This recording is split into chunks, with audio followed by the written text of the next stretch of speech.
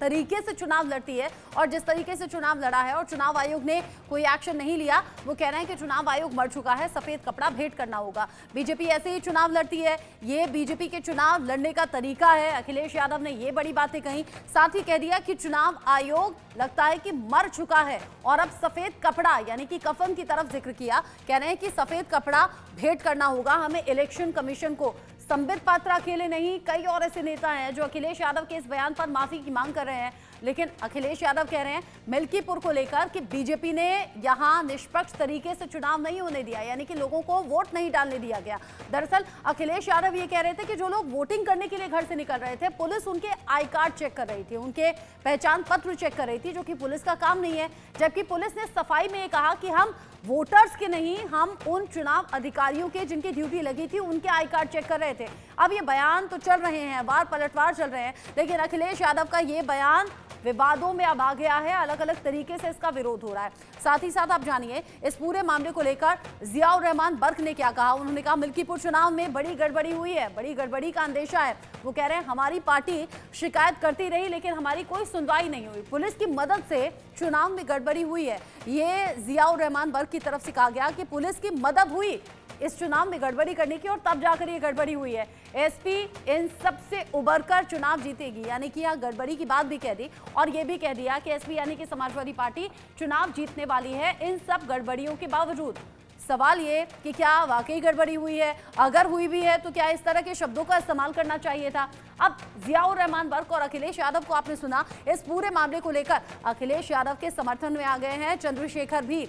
वो क्या कह रहे हैं इस पूरे मामले को लेकर ये जानिए। वो कह रहे हैं चुनाव को प्रभावित करने की कोशिश हुई है, मिल्कीपुर में बीजेपी ने लोकतंत्र का गला घोटने का काम किया है। कह रहे हैं सरकारी मशीनरी ऐसा लग रहा है कि सत्ता के आगे झुक गई है, चुनाव को प्रभावित करने की कोशिश हुई है और यहाँ सरकारी मशीनरी सत्ता के आगे झुककर काम कर रही है। अगर प्रभावित करने की कोशिश हुई है तो क्या वाकई वोटर्स को रोक दिया गया। वो कह रहे हैं लोगों को वोट नहीं देने दिया गया, उन्हें वोटिंग के लिए जाने से पहले ही रोक दिया गया है। लोग लोकतंत्र की हत्या कर रहे हैं।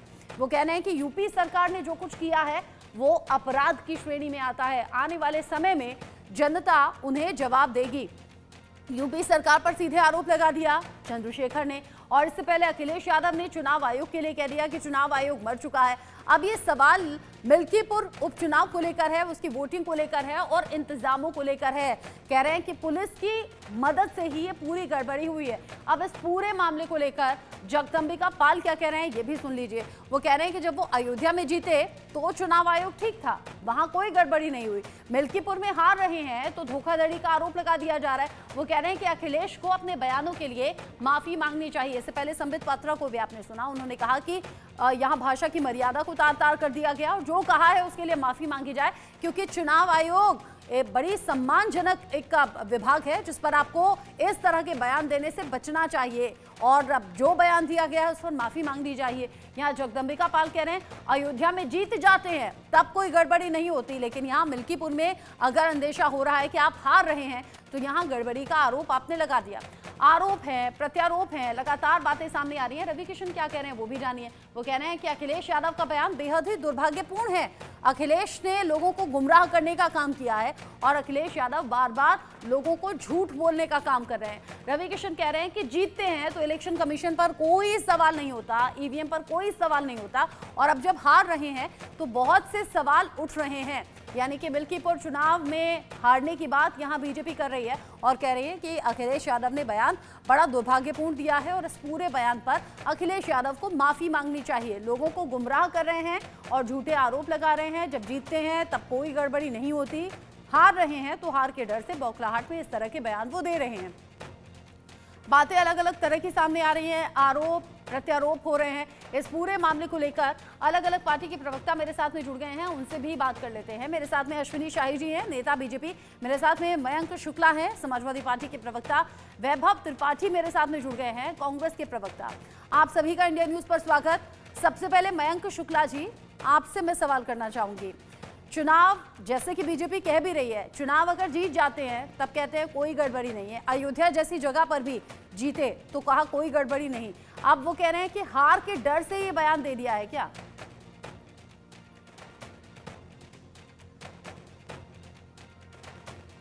मयंक जी,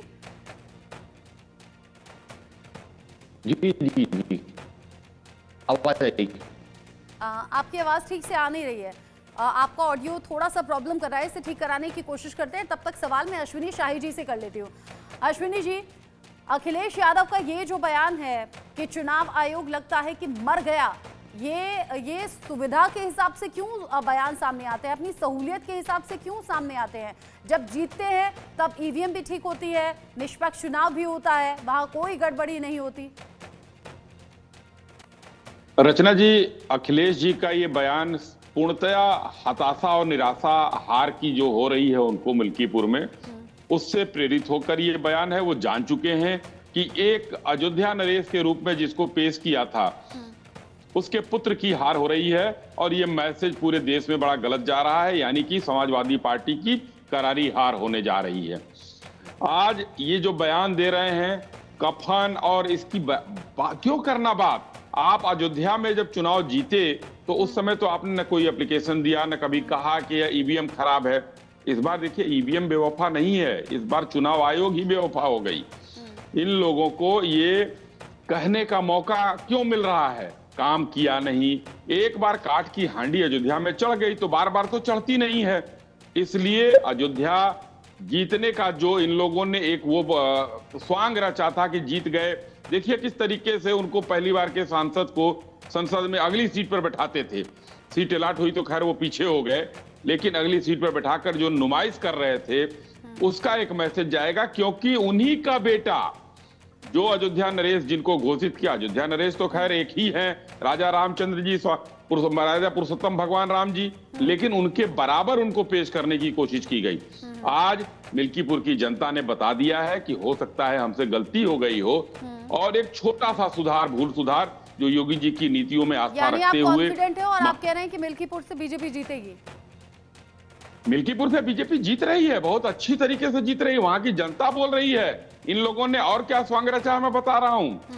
राम बहोर पांडे एक सज्जन हैं, उनको इन लोगों ने अपना एक इन्फ्लुएंसर भेजकर कहा कि 2000 रुपए ले लो और बता दो कि 6 वोट हमने दिया है। उन्होंने कहा हाँ 6 वोट दिया है हमने, इन नमाजवादियों को नहीं देंगे, हमारे परिवार के लोगों ने दिया है और 2000 रुपया मैं नहीं लूंगा, हिंदू हूं, सनातनी हूं, मूछे कटवा दूंगा, लेकिन ये 2000 रुपए की बात आप लोग क्यों कर रहे हैं। तो इस तरीके, और उसके बाद समाजवादी पार्टी के ट्विटर हैंडल से खूब उसका प्रचार प्रसार किया गया, खूब किया गया।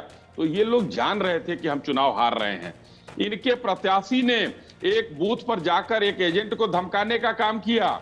ये सारी चीजें वहां पर हो चुकी है, बौखलाहट पूरी तरीके से है। माननीय योगी जी की नीतियां और माननीय मोदी जी का नेतृत्व अब देश की जनता को पसंद आने लगा है। काठ की हांडी एक बार चढ़ चुकी है, रचना जी, दोबारा नहीं चढ़ेगी। गई मतदाताओं से उसकी भूल का थोड़ा सा सुधार वो मिल्कीपुर में करना चाहते हैं। आपका दावा है कि मिल्कीपुर बीजेपी जीत रही है। हार जीत अलग बात है, चुनाव में हार जीत लगी रहती है, लेकिन मयंक शुक्ला जी, अखिलेश यादव का ये बयान क्या ठीक है जिसमें वो कह रहे हैं कि चुनाव आयोग मर गया, सफेद कपड़ा भेंट करना होगा?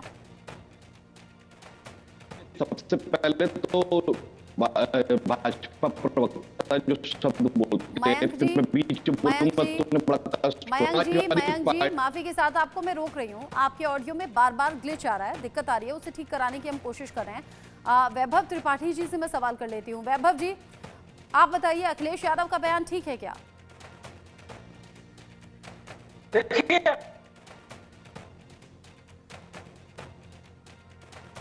वैभव जी, आपकी ऑडियो नहीं आ रही है, मैं अश्विनी जी का ही रुख कर लेती हूँ। अश्विनी जी, अच्छा ये बताइए, अखिलेश यादव अकेले नहीं बल्कि जो विपक्ष के नेता हैं उनके जरिए कुछ वीडियो साझा किए गए थे और ये बताया गया था कि वोटर्स को वोट देने से रोका जा रहा है, उसके बारे में क्या कहेंगे? मैंने एक उदाहरण आपको दिया कि राम बहोर पांडे जी के साथ क्या किया, इन लोगों ने क्या वीडियो वायरल किया। दूसरा मैं अब करने जा रहा हूं, देखिए बुर्का पहन के जो महिलाएं जा रही हैं, चुनाव आयोग के पास पूरा अधिकार है कि वो उनके जो वोटर आई कार्ड है उससे उनके चेहरे का मिलान कराए। अब इन लोगों को हमेशा आपत्ति रहती है कि बुर्का क्यों उठाया जाता है।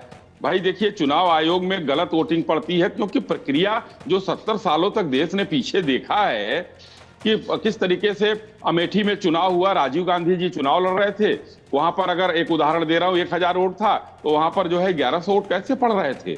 तो ये इन लोगों ने किया हुआ है। समाजवादियों ने जिस तरीके से काम किया है उत्तर प्रदेश में, इनको वो पता है, इसलिए उन सब चीजों को बुर्का पहन के बोगस वोटिंग अगर ये कराएंगे तो चुनाव आयोग तो चेक करेगा ही करेगा, चेहरा देखेगा। हाँ, अगर आपके पास आई कार्ड है, आप वैध हैं, तो जाइए वोट डालिए, किसी ने नहीं रोका है।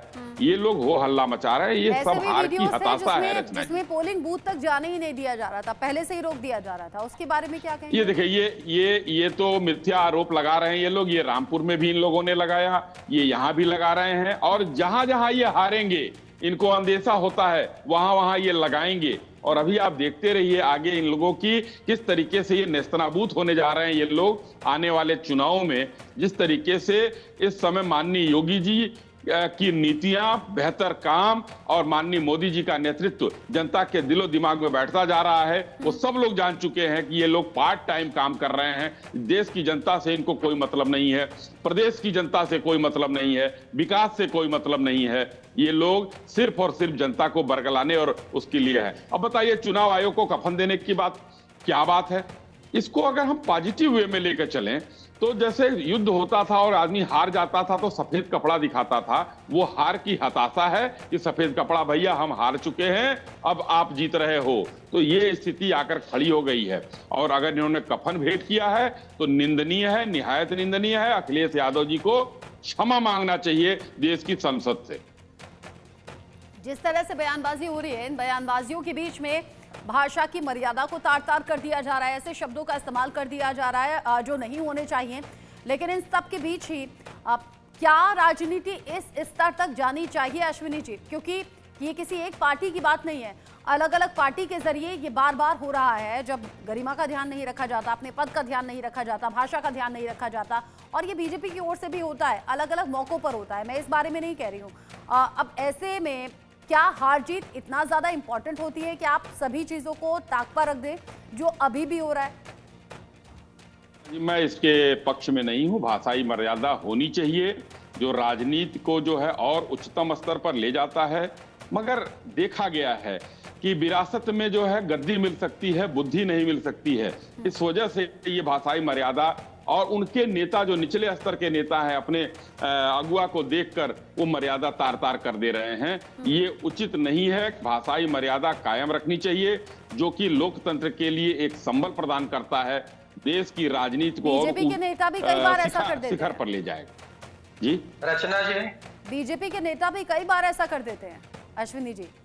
जी, मेरी राय में किसी को भी नहीं करना चाहिए। मैंने सबके लिए कहा है, किसी के लिए नहीं करना चाहिए। एक भाषाई मर्यादा, सबका एक जो है सम्मान बरकरार रखना चाहिए। ठीक है। मयंक जी, आपको आवाज मिल रही है क्या? रचना जी, अच्छा, मयंक जी तक आवाज नहीं पहुंच रही है। वैभव जी, आप शायद रिवर्ट करना चाह रहे हैं। वैभव जी, आवाज आ रही है? हाँ, आपकी आवाज आ रही है, बोलिए। देखिए, 15 मिनट तो आपने भाई को दे दिया। मैंने आपसे सवाल किया था वैभव जी, आपकी आवाज आ नहीं रही थी। मिलेगा ही मिलेगा, बोलिए। आप लोग उस लायक नहीं हैं तो भाई को मिलेगा इस समय, क्या करेंगे? नहीं, ऐसे मत बोलिए, ऐसे मत बोलिए। वैभव जी, अपनी बात कहिए आप प्लीज। सवाल ये है कि अखिलेश जी की शब्दावली पे आपत्ति हो सकती है, लेकिन इलेक्शन कमीशन कहाँ है? जहाँ एक तरफ पुलिस वाले जो वोट देने लोग जाते हैं उनके ऊपर बंदूक तान देता है, क्या कोई सामान्य एक गरीब मतदाता उसके बाद हिम्मत जुटा पाएगा पोलिंग स्टेशन पे वोट देने जाने के लिए? बात ये है। ये अभी झूठा प्रचार कर रहे थे, प्रलाप करते रहते हैं कि राजीव गांधी की बात ले आए। अरे आप राजीव गांधी की बात छोड़ दीजिए, आप ये बताइए कि महाराष्ट्र में जो मार्कंडवाड़ी की घटना है, जहां पूरे गांव के लोग कह रहे हैं कि हमने कांग्रेस को वोट दिया और वहां कांग्रेस को 0 वोट कैसे मिला? क्या चुनाव आयोग कभी भी इस बात का पटाक्षेप करने के लिए आगे आया? मुख्य चुनाव न्यायालय जाइए सबूत के साथ। अरे चुप हो मिस्टर, चुप हो जाइए, पहले बदतमीजी बंद कर दीजिए बीच में। अरे बदतमीजी मैं नहीं कर रहा हूँ, शांति से बोलिए अपनी चीज। भाषाई मर्यादा की बात। अरे चुप रहो, तुम चुप रहो। यही हो रहा है। मैंने कहा कोर्ट जाइए ना, अभी हम मैंने कहा कोर्ट जाइए, की बात कर रहे ये थे, तमीज सिखाने बैठे हैं। अश्विनी जी, अभी यही बात हो रही थी कि हर पार्टी के नेता ये कर रहे हैं, प्लीज आप लोग मत कीजिए।